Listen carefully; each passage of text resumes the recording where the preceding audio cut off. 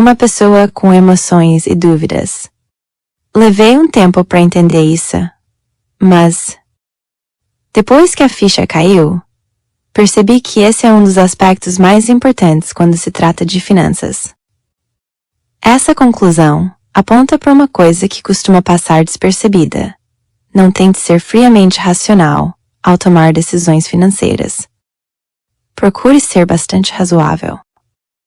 Ser razoável é mais realista, e as chances de você se manter razoável a longo prazo são maiores, que é o fator mais importante ao administrar seu dinheiro.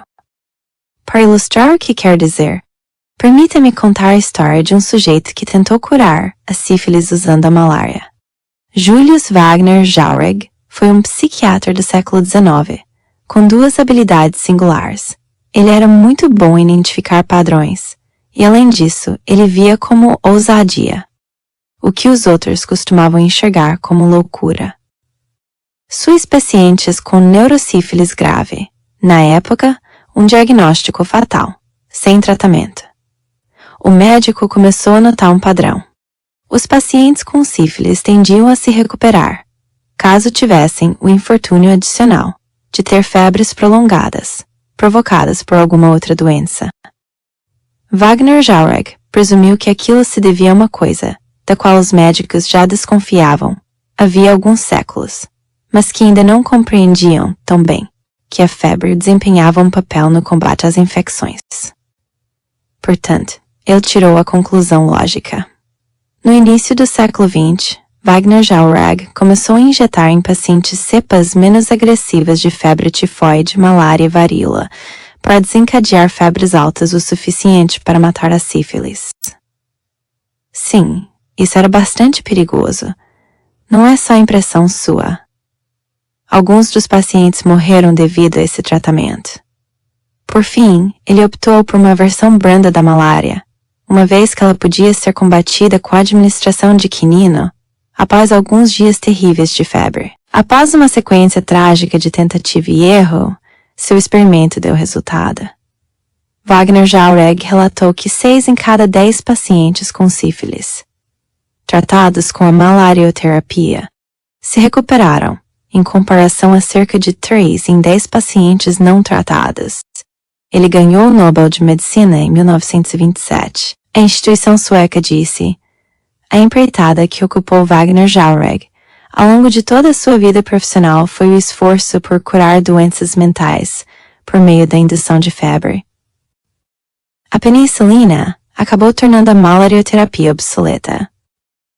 No entanto, Wagner Jauregg é um dos únicos médicos na história que não apenas constatou o papel desempenhado pela febre no combate à infecção, como também a prescreveu como forma de tratamento. A febre era tanto temida quanto misteriosa. Os antigos romanos adoravam a deusa Febris, que protegia as pessoas das febres.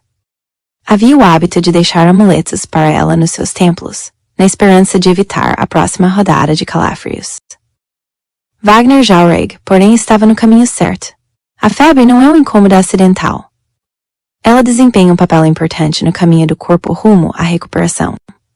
Hoje temos evidências melhores e mais bem embasadas cientificamente da utilidade da febre no combate a infecções. Foi provado que um aumento de 0,5 graus Celsius na temperatura corporal diminui a taxa de replicação de alguns vírus por um fator de 200. Vários pesquisadores identificaram um resultado melhor entre os pacientes que apresentaram febre. Escreve um artigo do National Institutes of Health. O Seattle Children's Hospital tem uma seção no seu site dedicada a orientar pais e mães que podem entrar em pânico ao menor sinal de aumento na temperatura dos filhos. As febres ativam o sistema imunológico do corpo. Elas ajudam o corpo a combater infecções. Febres normais, entre 37,5 graus Celsius e 40 graus Celsius, são boas para crianças que estão doentes. Mas é aí que a ciência termina e a realidade assume. A febre é quase universalmente vista como uma coisa ruim. Ela é tratada com medicamentos como paracetamol para baixarem com a mesma rapidez com que apareceram.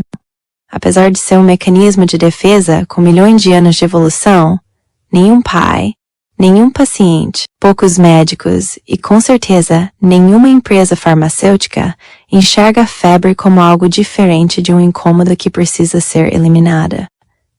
Essas visões não correspondem ao conhecimento científico. Um estudo foi contundente. O tratamento da febre é comum no ambiente de UTI e provavelmente está relacionado ao dogma padrão, não à prática baseada em evidências.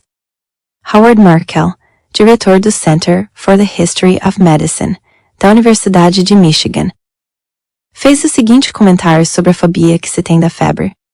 Essa é uma prática cultural que se espalhou com a mesma amplitude que as doenças infecciosas por trás dela. Por que isso acontece?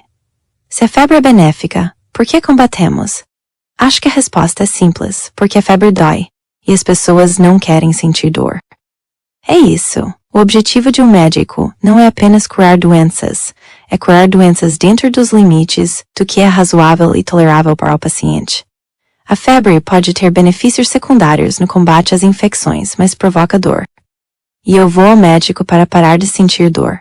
Não me importa com estudos duplos cegos quando estou tendo calafrios mesmo debaixo do cobertor. Se existe um comprimido capaz de fazer a febre parar, eu quero tomá-lo naquele instante. Pode ser racional querer ter febre se você está com uma infecção, mas não é razoável. Essa filosofia, almejar ser razoável, em vez de racional, deveria ser cogitada por mais pessoas que precisam tomar decisões relacionadas a dinheiro. As pesquisas acadêmicas na área financeira se dedicam à busca pelas estratégias de investimento ideais em termos matemáticos. Mas minha tese é de que no mundo real, as pessoas não querem estratégias matematicamente ideais. Elas querem estratégias que melhorem a sensação de bem-estar à noite, quando botam a cabeça no travesseiro. Harry Markowitz ganhou o Nobel de Economia por explorar a relação matemática entre risco e retorno. Certa vez ele foi questionado sobre como investir o próprio dinheiro, e então descreveu a formação da sua carteira na década de 1950, quando começou a desenvolver seus modelos matemáticos. Eu imaginei o remorso que sentiria caso a bolsa de valores subisse e eu não tivesse ações, ou se ela caísse e eu estivesse cheio delas. Minha intenção era minimizar meu arrependimento no futuro.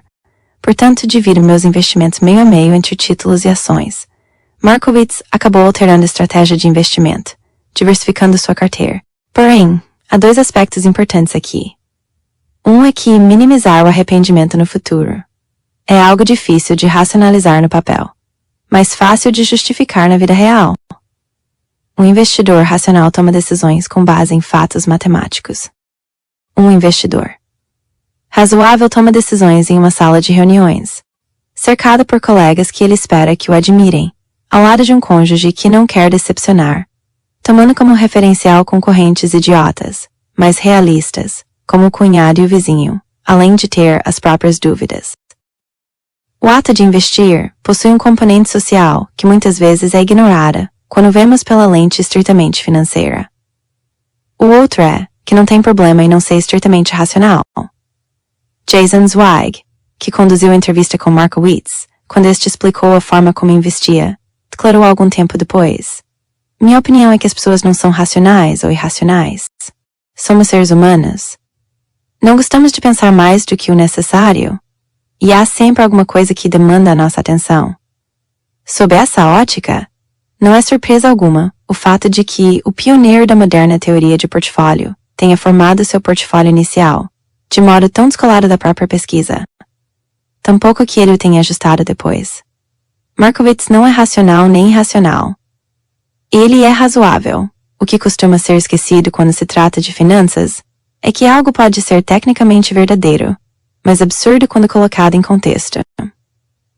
Em 2008, 2 pesquisadores de Yale publicaram um estudo argumentando que os jovens deveriam tentar inflar ao máximo seus planos de previdência, aplicando uma margem de 2:1 na compra de ações. Esse estudo sugere que os investidores diminuam aos poucos o percentual de empréstimo ao longo do tempo, o que permite que um poupador assuma mais riscos quando jovem, podendo, assim, lidar melhor com os altos e baixos do mercado de ações e correr menos riscos conforme for envelhecendo. Mesmo que o recurso aos empréstimos deixe o investidor sem nada em algum momento da juventude, os pesquisadores demonstraram que os poupadores ainda assim se sairiam melhor a longo prazo, contanto que se recompusessem, seguissem o planejado e continuassem a juntar dinheiro em uma conta alavancada a uma margem de 2:1 no dia seguinte, sem nada. A matemática funciona no papel. É uma estratégia racional. Mas está absurdamente distante de ser razoável. Nenhuma pessoa normal seria capaz de ver 100% do que economizou para a aposentadoria evaporar e não se abalar nem um pouco, a ponto de manter a mesma estratégia. Elas desistiriam, procurariam outras opções e talvez até processariam seus consultores financeiros. Os pesquisadores argumentaram que, ao aplicar a estratégia deles, a expectativa é de que o valor acumulado para a aposentadoria seja 90% maior, quando comparado ao rendimento dos fundos ciclo de vida. E também é 100% menos razoável. Existe, sim, um motivo racional para alguém tomar decisões supostamente irracionais. Aqui está ele. Aceite a minha sugestão e ame seus investimentos. Este não é um conselho típico. Investidores afirmam que não têm nenhuma relação emocional com seus investimentos como se eles fossem uma medalha de honra, porque parece algo racional. No entanto, se há ausência de relação emocional com a sua estratégia ou com as suas ações, aumenta as chances de que você se afaste delas. Quando as coisas ficarem difíceis, o que parecia ser um pensamento racional se torna um problema. Investidores razoáveis, que estratégias, tecnicamente imperfeitas, estão em vantagem, porque são mais propensos a se manterem fiéis a essas estratégias. Poucas variáveis financeiras estão mais intimamente ligadas ao desempenho do que o comprometimento com uma estratégia durante os anos magros. Tanto a dimensão do desempenho, quanto as chances de obtê-lo em um dado período. As chances históricas de se ganhar dinheiro na Bolsa de Valores dos Estados Unidos são de 50% no intervalo de um dia, 68% no intervalo de um ano, 88% em intervalos de 10 anos e de 100% em intervalos de 20 anos. Qualquer fator que mantenha você no jogo representa uma vantagem mensurável. Se você acredita que faça o que você ama, é um guia para uma vida mais feliz. Isso soa como um conselho fútil de biscoito da sorte. Mas se vê isso como algo que proporciona a persistência necessária para colocar todas as probabilidades quantificáveis de sucesso a seu favor, percebe que essa deve ser a parte mais importante de qualquer estratégia financeira. Invista em uma empresa promissora para a qual você não liga e você pode achar legal quando tudo estiver indo bem. No entanto, quando a maré inevitavelmente mudar, você de repente começa a perder dinheiro com algo que não desperta seu interesse. É um fardo duplo, e o caminho de menor resistência é passar por outra coisa, se antes de tudo você for apaixonada pela empresa. Você ama a missão, o produto, a equipe, a tecnologia, o que for. Os momentos inevitáveis em que você está perdendo dinheiro, ou em que a empresa precisa de ajuda, serão atenuados pelo fato de que você se sente parte de algo com um significado. Essa pode ser a motivação necessária que o impedirá de desistir para seguir adiante. Existem várias outras ocasiões em que é bom ser razoável em vez de racional com o dinheiro. Há um viés doméstico, bem documentado, que mostra que as pessoas preferem investir em empresas do país em que vivem, ignorando os outros mais de 95% do planeta. Isso não é racional, até o ponto em que você se dá conta de que investir, efetivamente, dá o seu dinheiro para estranhos. Se a familiaridade o ajuda a dar o salto de fé necessário para continuar a apoiar esses estranhos, isso se torna razoável. O day trading e a escolha de ações individuais não são racionais para a maioria dos investidores. As probabilidades estão enormemente contra você. No entanto, ambos são razoáveis em pequenas quantidades, caso bastem para satisfazer um desejo pessoal e deixar em paz o restante dos seus investimentos mais diversificados. O investidor Josh Brown, que defende e, acima de tudo, possui fundos diversificados, explicou certa vez por que também tem um punhado de ações individuais. Não estou comprando ações individuais porque acho que vou gerar alfa. Eu simplesmente adoro ações desde os meus 20 anos. O dinheiro é meu, posso fazer o que quiser com ele. Bastante razoável. A maioria das previsões sobre os rumos da economia e do mercado de ações são terríveis. Mas fazer previsões é razoável. É difícil acordar de manhã dizendo assim, mesmo que você não tenha ideia do que o futuro lhe reserva, mesmo que isso seja verdade. Agir com base nas previsões de investimento é perigoso. Mas eu entendo por que as pessoas tentam prever o que acontecerá no ano seguinte. É da natureza humana. É razoável. Jack Bogle, o falecido fundador do Vanguard Group, dedicou sua carreira a uma cruzada para promover o investimento em índices passivos de baixo custo. Muitas pessoas acharam curioso O fato de o filho dele ter feito carreira como administrador de fundos de hedge e de fundos mútuos de elevado custo. Bogle, o homem que dissera que fundos de custo elevado violavam as humildes regras da aritmética, investiu parte do próprio dinheiro nos fundos administrados pelo filho. Qual a explicação para isso? Fazemos algumas concessões quando se trata de família, disse Bogle ao The Wall Street Journal. Se isso não parece coerente, bem, a vida nem sempre é assim. De fato, ela raramente é. 12. Surpresa. A história é o estudo da mudança, mas, ironicamente, ela é usada como mapa para o futuro. Scott Sagan, professor da Universidade de Stanford, certa vez disse algo que todo mundo que acompanha a economia ou os mercados de investimento deveria moldurar e pendurar na parede. Coisas que nunca aconteceram antes acontecem o tempo todo. A história, acima de tudo, o estudo de eventos que nos surpreendem. Porém, com frequência, ela é usada por investidores e economistas como guia infalível para o futuro. Você percebe a ironia? Percebe o problema? Ter um profundo apreço pela história da economia e dos investimentos é sábio. A história nos ajuda a calibrar nossas expectativas, analisar que as pessoas costumam errar e nos oferece um roteiro aproximado do que tem de estar certo. Mas não é, de forma alguma, um mapa delineado do futuro. Uma armadilha na qual muitos investidores caem é aquilo que chama de falácia dos historiadores profetas. Uma confiança excessiva em dados do passado, como se fossem um sinal das condições futuras. Em um campo no qual a inovação e a mudança são a força vital do progresso, não se pode culpar os investidores por fazerem isso. Para quem enxerga investimentos como uma ciência exata, a história deve mesmo ser um guia perfeito para o futuro. Os geólogos são capazes de observar 1 bilhão de anos de datas históricas e elaborar modelos de como a Terra se comporta, assim como os meteorologistas. E os médicos? Bem, os rins funcionam da mesma forma em 2020, como funcionavam em 1020. Contudo, os investimentos não são uma ciência exata. São um grupo enorme de pessoas que tomam decisões imperfeitas com informações limitadas sobre coisas que terão um grande impacto em seu bem-estar. Algo que pode provocar aflição, ganância e paranoia, até mesmo em pessoas inteligentes. O renomado físico Richard Feynman disse uma vez: imagine só como a física seria bem mais difícil se os elétrons tivessem sentimentos. Bem, os investidores têm sentimentos. Muitos. E é por isso que é difícil prever o que eles vão fazer no futuro com base apenas no que fizeram no passado. A pedra angular da economia é que as coisas mudam com o tempo, porque a mão invisível odeia que qualquer coisa permaneça boa demais ou ruim demais por muito tempo. O investidor Bill Bonner escreveu como o Senhor Mercado funciona. Ele está usando uma camiseta escrito capitalismo funcionando e segurando uma marreta. Poucas coisas por muito tempo, o que significa que não podemos tratar historiadores como profetas.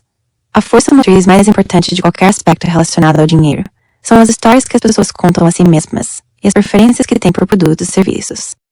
Essas coisas tendem a não ficar paradas. Elas mudam conforme a cultura e a geração. Estão sempre mudando e vão sempre mudar. A armadilha mental na qual nos colocamos voluntariamente é ter uma admiração exagerada pelas pessoas que fizeram e aconteceram quando se trata de dinheiro. A vivência de eventos específicos não obrigatoriamente qualifica o indivíduo para saber o que acontecerá no futuro. Na verdade, esse quase nunca é o caso, porque a experiência provoca mais um excesso de confiança do que uma capacidade de previsão. O investidor Michael Badnack explicou isso muito bem, confrontado com o argumento de que poucos investidores americanos estão preparados para o aumento das taxas de juros por jamais terem vivenciado o último grande período de aumento das taxas de juros ocorreu há quase 40 anos.